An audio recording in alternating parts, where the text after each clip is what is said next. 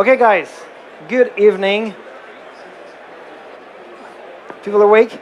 So if you're here for your dinner, fine with that, no problem. If you want to ask questions, feel free to interrupt. We have 20 minutes to spend together, and we'll talk about the IoT toolbox for developers. You might or might not be developers, that's fine. If you're here to have some fun, learn about IoT and what we're doing. And what I'm going to do is I'm going to show you some of the many tools and platforms and solutions that we have. We have an entire booth here, so if you have more questions, we'll be more than happy to answer all these questions. So I'm Olivier Bloch, I'm a PM in the Azure IoT team, and I'm looking after developer experience. And I'm trying to provide developers with information, technical content, demos, videos about Azure IoT. And I'm also trying to bring feedback from developers down to the developer team and telling them, guys, this is what developers want, and try to fit that into the engineering group. A couple of resources to get started with if you want to dig more into Azure IoT, learn more about IoT at Microsoft. We have a show on Channel 9. It's called the IoT Show. You'll recognize my face because I'm the host for the show. So if you subscribe to that one, I'll be happy. You get plenty of nice information about IoT. I'm usually having guests from various areas, various topics, various technologies. The other one is the IoT School. We realize that we have tons of content all over the place. We have docs on GitHubs, we have videos, so what we're trying to do with the IoT School is to offer learning paths that are logical and offer all that various types of content into a consumable way for you to go through. Okay? So IoT School, IoT Show, if these are the only two things you remember from tonight, perfect. So I'm going to go through several things. Buddies! So I'm going to go through several things. The first one is Azure IoT Central. That's the ultimate tool when it comes to creating IoT applications, and you'll see why. It's a SaaS offering. It's super easy. You don't need to develop a line of code for that to work. So I'll show that in a minute. Then we have IoT Solution Accelerators. I'm going to talk about them. It's basically a set of templates for building IoT apps. And what they're going to do is they're going to create an aggregation of past services on your Azure subscription that are already pre-configured. But they're here for you to go and customize, modify, change, adapt to your needs. Last but not least, we'll play with some devices. VS Code install, and we're going to play with some code, create something funny with these devices. Good plan? Okay.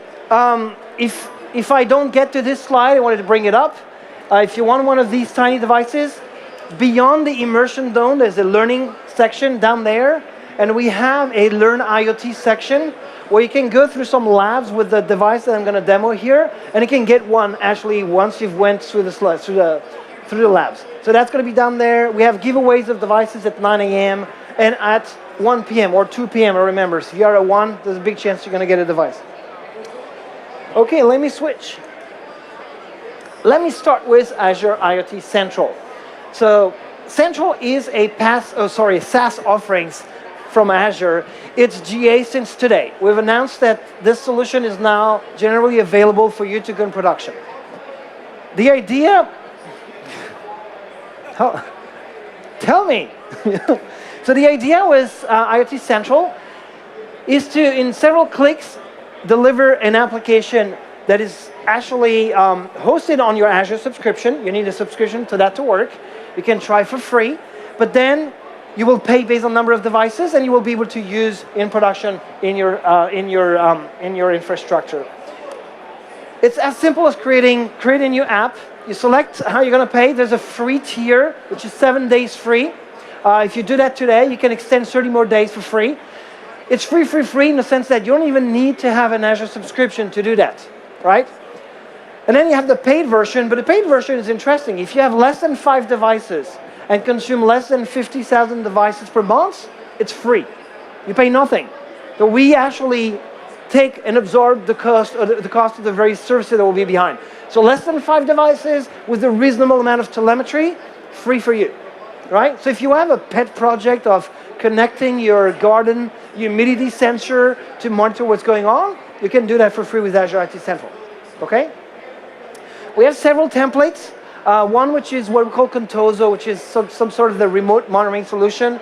We have one which is about dev kits. We have several dev kits that you can connect to IoT Central by copy-pasting binaries on these devices and then hooking them up through provisioning services.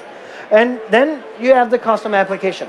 Custom application is basically the empty project in Visual Studio, right? The other ones are a template, so it's some hello world type of thing. And then you would say create. It takes like something like few seconds to create that solution. But what I would like to do is actually switch to a solution already deployed. So the Contoso one gives you that application.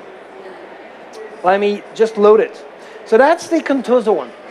IoT Central, I was saying, is something you will configure. You don't develop it. It's all WYSIWYG. It's all drag and drop. It's all customizable in the browser from here. The first thing I'm going to do is show you something interesting, which is the users.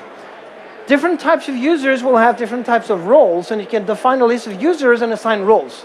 You're going to have the actual builders that are the ones who are going to modify the solution, the application.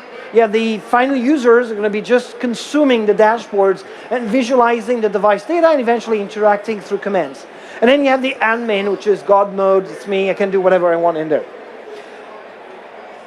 The next thing I want to show you is that home screen. That's your landing page. That's your dashboard. This is the thing that you're going to customize using things like widgets, graphical widgets.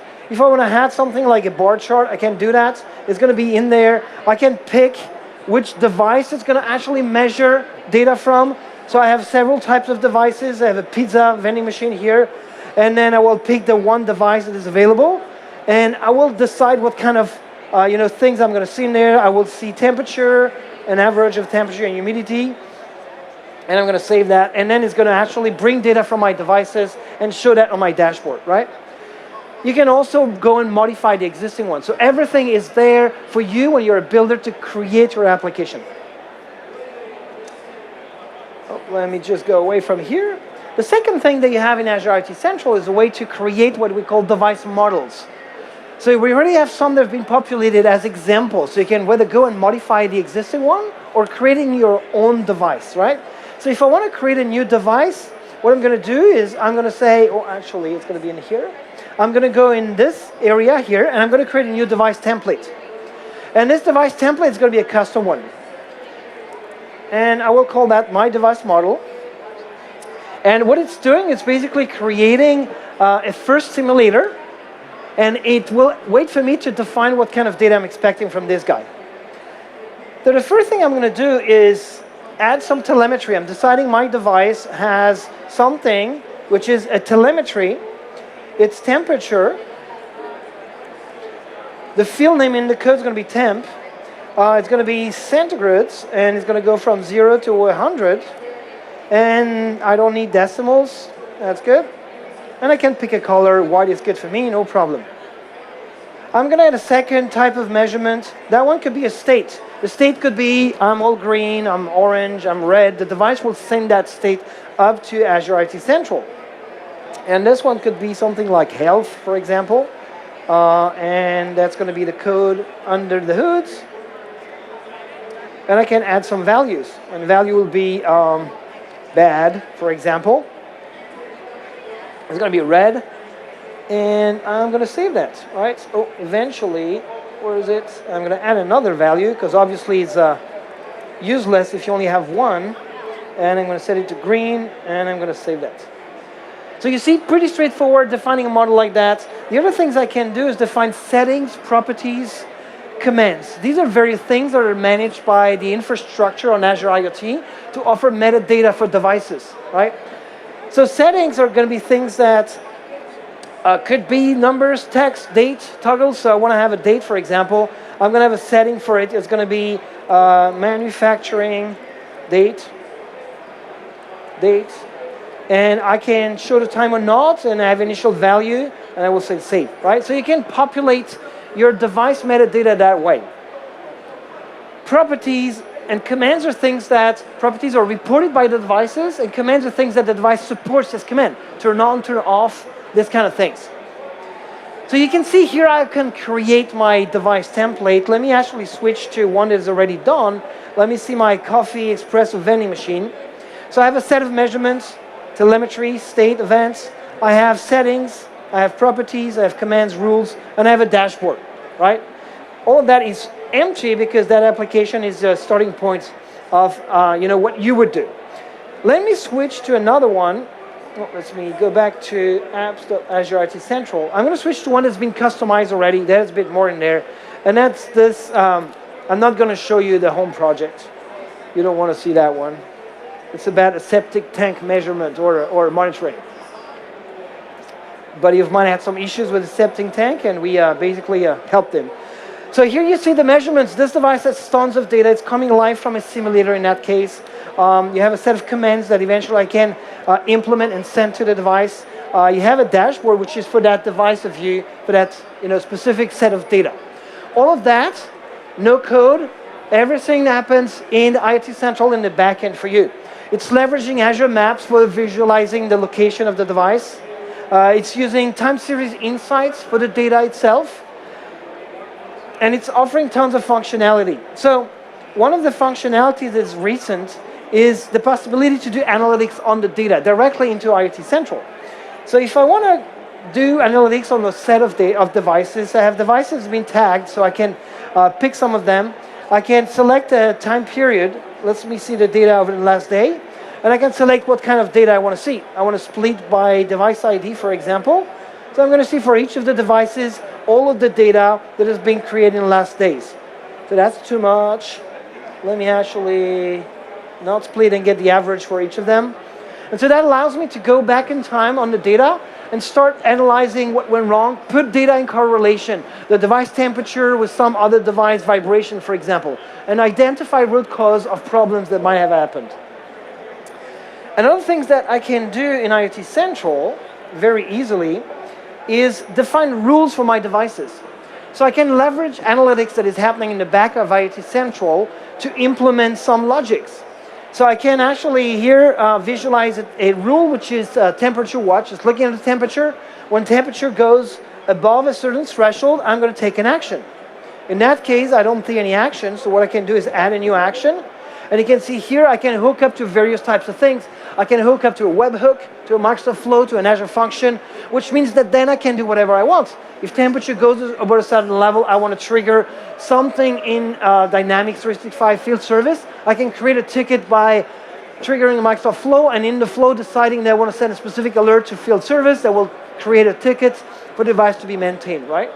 So you see everything there is offered in IoT Central. I will not show you everything, there's way more, but I will let you play around with that one and discover for yourself. This is a SaaS offer. That means you cannot go play with the past services that are underneath. So if you really need to go customize and work on the scaling and so on of your PaaS level application, because you want to go further in customization, we have something called the Azure Solution Accelerators. This is a set of templates for PaaS-based solutions. We have remote monitoring, connected factory, predictive maintenance, and device simulation. We can show you a bit about these ones on the booth. What I want to show you is the result of clicking on one of them. So if I go to remote monitoring, for example, it allows me to try that solution. It also explains what it is, what kind of services will be deployed. And here you can see you have Active Directory to manage users. You have an IoT Hub to ingest data from devices. You have Streamalytics to analyze data, semi-real time. You have a web application that's giving you my front end, a store service, time series insights, all the services that constitute, that build an IoT application. These are, by the way, exactly the same services that are running under IoT Central. In this case, you can access them in your subscription once you've deployed them. So once it's been deployed, that Azure Remote Monitoring solution looks like that. So that's a UI, actually I need to refresh it, that is similar to IoT Central. The difference is that this is a web app that comes in a GitHub repo for you to go modify at will and reuse the way you want.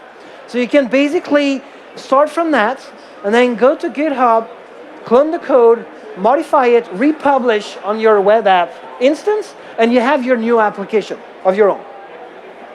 Does that make sense? So same kind of things here. You can see time series insights. We have simulated devices already sending their data.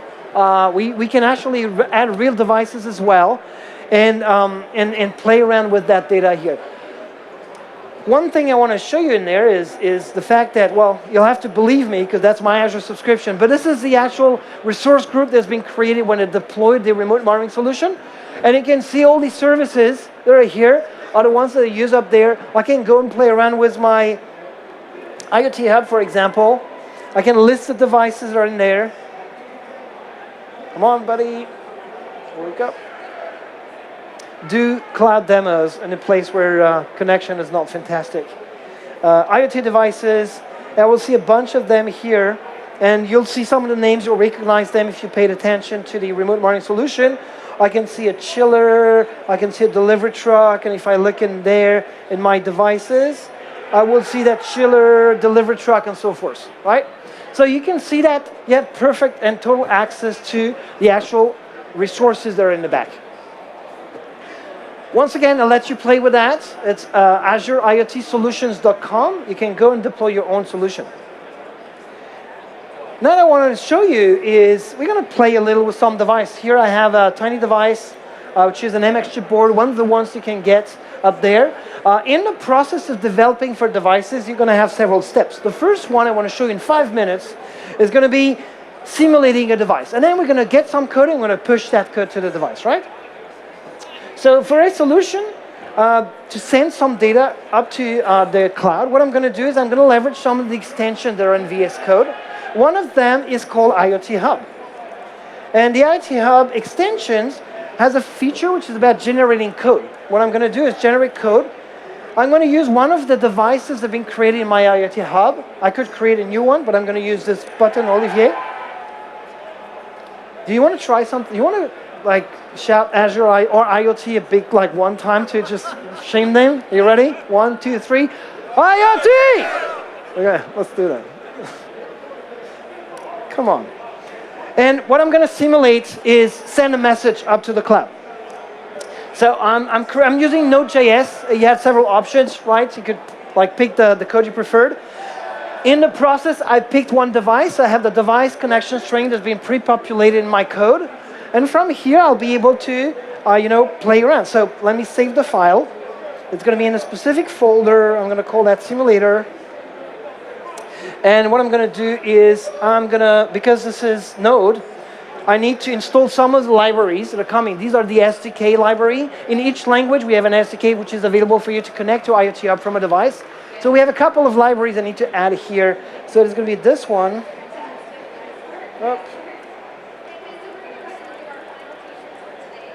And then it's going to be the other one, the MQTT one. So while it's like doing that work, a little word about this. We are using industry protocols to connect devices to the cloud, and we're using an authentication mechanism to authenticate these devices. So these devices, they come with a unique ID, and they will authenticate themselves to the IoT Hub, and you can guarantee that using all the infrastructure that we have in Azure and on the SDKs.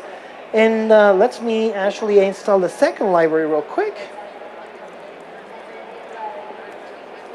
And the second one is going to go there, and then I'm going to just run the code. In VS Code, I have, as part of the extension IoT Hub, I have a view on my IoT Hub and the various devices that are available, so I don't need to leave VS Code and to go to the portal. I can play around here. I did connect to my IoT Hub using my credential for Azure. So one thing I'm going to do now is I'm going to run this code. And this is just JavaScript, right? So it's like Node, the JavaScript file, and it's just running. And this guy actually started sending data after connecting to IoT Hub. Let me actually go and see in the hub here what's going on. So this is my list of devices. This one turned green because it's connected to the hub. The other ones are not on.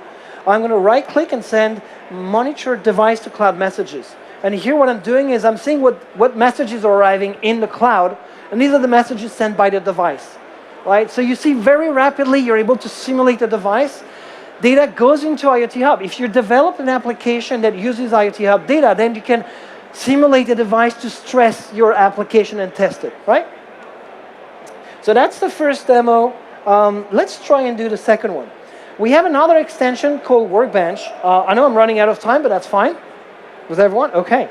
So the other extension, Workbench, IoT Workbench actually, is providing more advanced templates for VS Code to create application end-to-end. And we have some templates that allow you to have a device, an IoT Hub, an Azure function, some machine learning implemented, and do something, right? So let me actually bring up the existing examples. And we have examples for the MX chipboard, so you can go and play with these ones. And we have examples for other Raspberry Pis and other ones. I'm going to add some to the list. You're going to land in that page, and you're going to see a bunch of examples here. If you want to test firmware update, you can do that with the MX chipboard. Updating a firmware from IoT Hub, from the cloud, on a device, over the air, with zero touch, is possible using that. You can do remote monitoring, which means integrating that device into your remote monitoring solution accelerators. You can also start playing around with some samples. Let me try and bring the dev kit translator. This is a risky one. We'll see how that works. I'm going to create a new one and call that Ignite Demo 99 to be safe, because I'm fairly sure there's going to be a lot of these. And that one actually comes with a what we call a solution for IoT. It's going to have code for the device. It has code for a function, and it has a tutorial on how to run that. And so in VS Code here, you can see I have this code for the device here. So this is an INO, because we're using our Arduino to connect this device up to the cloud. And we have the functions code, and the function code itself, you will see, is pretty straightforward. So what I need to do from here is deploy the resources in the cloud. And the first thing I'm going to do is use the Workbench extension, cloud, and ask it to deploy the services. And these services are IoT Hub and Azure Function. 1, 2, 3. IoT! Okay, guys, thank you. So is the guy coming up? No? What's going on? Let me see if the Workbench extensions want to do something for me or not. Out of luck. I think it's loading in the back. No? Okay, I think this was the risky demo. Yes, it's still loading the resources in the back, the extensions. I don't know what's going on. I'm running out of time. Sorry for that. I can do the demo later on the booth down there. I will do it. I will bring it, because I don't like when it doesn't work. If you have any questions, you can shoot them real quick. Otherwise, you know where to find me. I'll be around. Yeah? Device twins. Sorry? Device twins. Yes. Yeah. Can you talk about that? Yeah. So real quick, device twins. Good question. So in order to manage devices in the cloud with IoT Hub, we have several ways of doing that. So we have one which is gathering the telemetry from the device. So it's what we call raw messaging. Messaging that comes from the device and goes down to it, right? In these messages, you can put whatever you want. There's a limit in size, but the structure, it's encrypted, not encrypted, like compressed, decompressed, you do whatever you want. Then we have device twins. Device twins is a representation of the device state in the cloud. So it's a JSON file that IoT Hub maintains, one per device. And in there, you have a set of tags. Tags are the things you use to categorize your devices. Only the cloud can see them, device doesn't know about them. Then you have properties, desired and reported properties. The desired properties are the ones you set from the cloud to set a configuration on the device. The reported properties are the one that the device reports. An example of that is a tag is building number 5, and another tag in there could be floor number 2, right? So that way you're able to categorize your devices and find them easily in the backend. An example of desired property could be set the temperature of the room to 70 degrees. And a reported property could be, right now my temperature sensor says 69. Okay? And you can use the device twin to have a offline scenario implementation by default, because that known state, the last known state of the device, is maintained by IoT Hub, meaning that you can pick it up from the backend applications, see what is the last known state, eventually input a desired property. Next time the device comes online, it will synchronize the device twin, get the desired properties, and send the reported properties. Does that make sense? And on top of device twins, then you can imagine creating jobs in the backend for addressing devices at scale in groups using the tags. You can also filter data coming from devices in the hub. So you have telemetry data, you have information, metadata in the twin. You can say all the devices that are in building 5, if temperature in the body of the message is above a certain threshold, send the data to that function. Send the data to that storage. So that's why we're actually using device twins, the telemetry, the various types of data the device can produce. Okay. Other question? Oh, it came back. Is there someone behind me or not? We have the night. If I get a beer, I can do more. He was about to go. No, not after. Okay, so what I'm going to do right now is I'm going to pick a resource group. And I'm going to provision an IoT Hub. Actually, I'm going to use an existing IoT Hub. I don't want to create a new one. I'm going to pick one in the list. It's called Olivier Hub. So for my solution here, I'm going to use an existing IoT Hub. I don't want to create a new one. The second thing here is to create an IoT Hub device, right? An identity for that device. Let me actually, I can select an existing one as well. And that's going to be MX chip Olivier. Perfect, I like that. Last but not least, I need to use a function in that one actually. I'm going to call it Ignite Demo 99 Olivier to make sure it's unique. So that's going to be the name of the functions instance. And then I'm going to create something underneath. And here I'm going to pick a resource group because I like to have all my resources in the cloud in the same place. And I'm going to use a storage account already created. Azure Functions require a storage account for storing some of the metadata that it's using. Even if it's serverless, you need to have storage attached to it. So now it's actually deploying a function. It's not, sorry, it's provisioning a function, not deploying it. I didn't code it yet. My next step, because that function is going to be using a machine learning algorithm, a cognitive service that has been created already, I'm going to bring that cognitive service up. I could create one, but I already have one deployed, so I'm going to do that. And that one actually is about doing translation. So what I'm going to do on that device, actually, I'm going to talk to it. It's going to send the data to the cloud. We're going to translate that in the language of my from the language of my choice to English and send back to the device to display. You see why I say it's risky. Lots of things can go wrong. And things usually go wrong.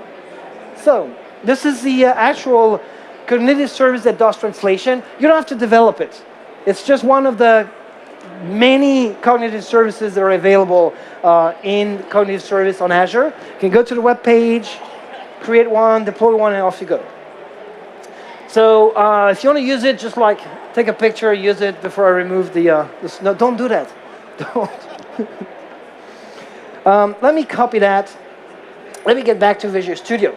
So in Visual Studio, in the code of my function, I need to give it a key, and I'm going to use, I say, which one? The MX chip Olivier, right? That's the name of the device that I'm going to choose. What I'm doing here in the function is I'm pointing to the right cognitive service instance to do the translation, but I'm also verifying that the device that is sending the message is the one I know. So it's very poor security using like plain text and so on, but it gives you an idea of what to do, right? So here I have my function code, which is ready. So now I need to deploy that function. So let me go back to Workbench, and I'm going to say Azure deploy. I'm going to deploy that one function here. And it's going to take a minute, I guess, to deploy the function. Yes, I really want to do that. Thanks for asking again.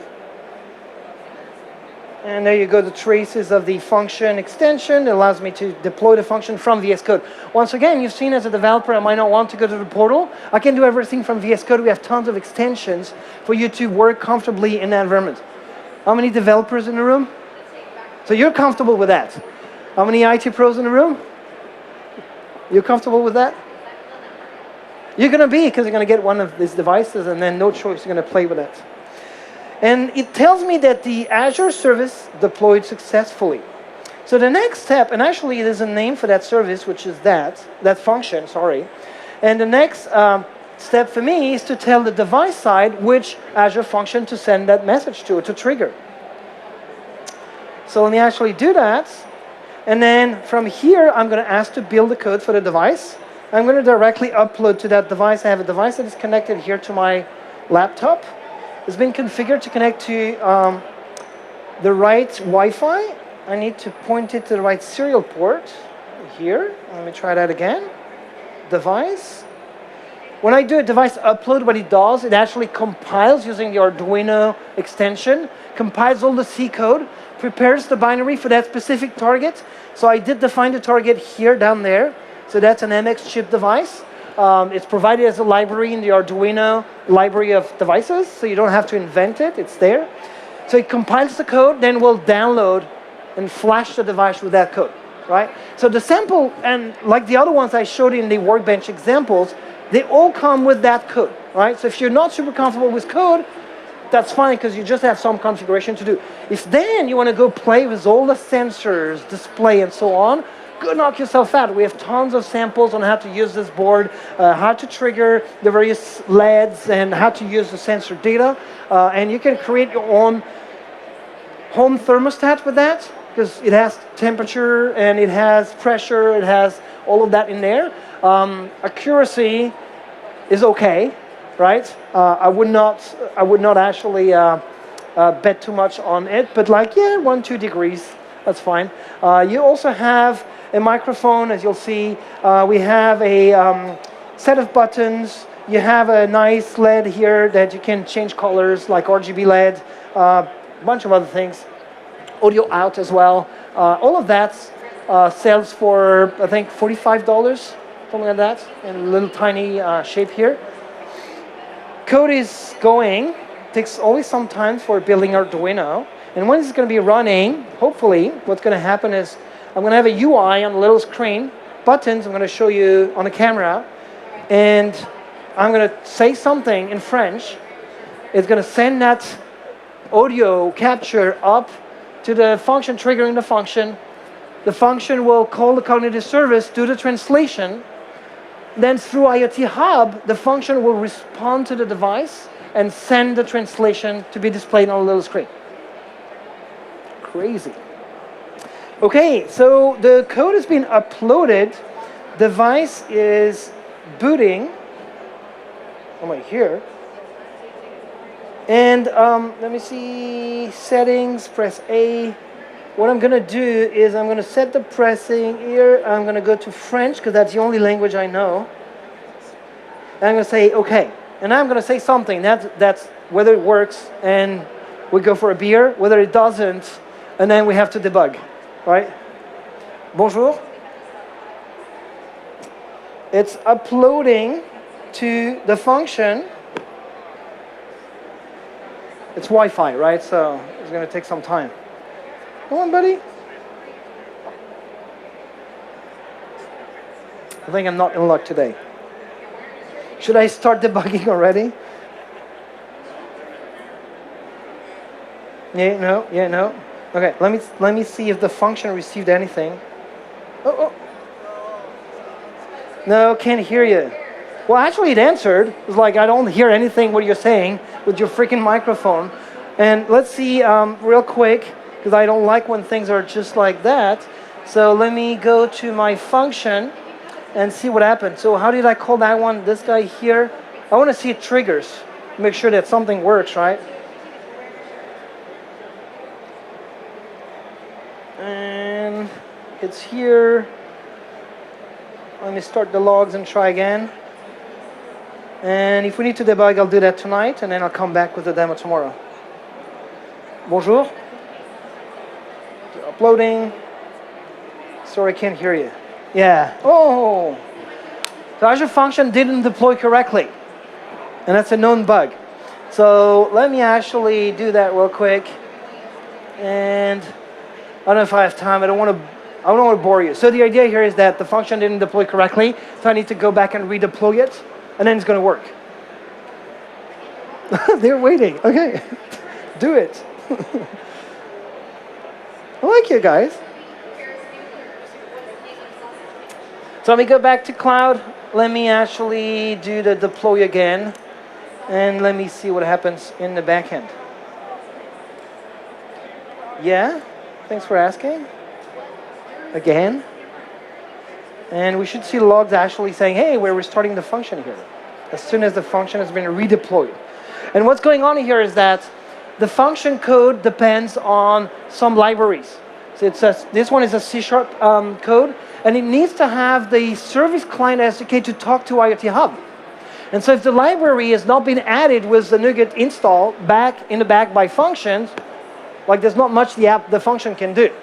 So my hope is that if I redeploy, it will actually do that correctly, and it will do its job of detecting that there are dependencies in the function, and it will install the dependencies for me when I deploy the function. I think this is one of the bugs in VS Code extension for functions. When you deploy from VS Code, sometimes the timing is not right, and it's not actually doing that work of bringing the libraries. Okay. It tells me it's finished. I don't trust it because I don't see anything, but let me clear.